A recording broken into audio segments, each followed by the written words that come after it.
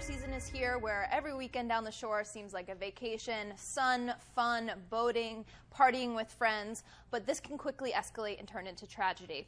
So I chased this down to Bay Head, where I spoke with Bonnie Post about her family tragedy one summer night out on the water.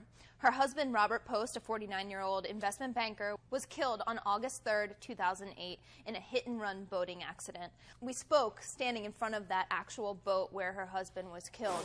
My husband was sitting there behind the console, and we had just gone for a short boat ride. We went to the top of the Metedeconk, turned around, and we were coming back, and I leaned forward to say something to Karen, who was lying at my feet, which is what saved my life.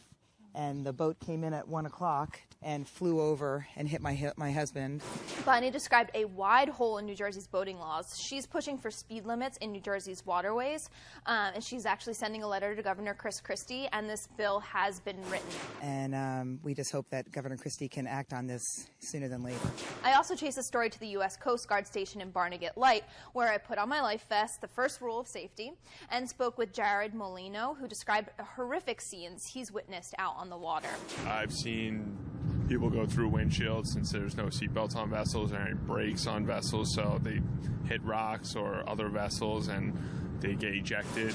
Now, Cindy Oldman gave me the brutal facts. Alcohol and boating just do not mix. Last year, alcohol was the lead contributing factor to fatal accidents on the water.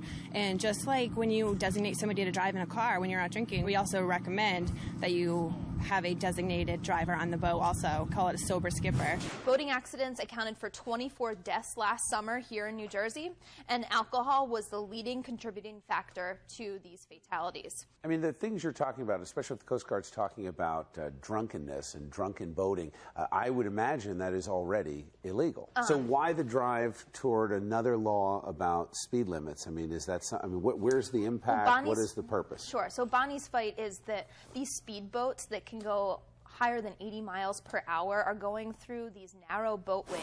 You see the speeds that these power boats, and especially these cigarette boats like the one that hit us, with 450 horsepower, it's like putting a Formula One car on the streets of rural New Jersey. We were at her house right on the bay, and she pointed to areas where it's a no-wake zone. If they don't see the Coast Guard out there, these boats are just going to fly by. Why isn't there a speed limit? I mean, you have a speed limit because it's unsafe to go above a certain speed. Even on the roads, you don't remove the speed limit because nobody's on that specific road. They're speed boats. I think it's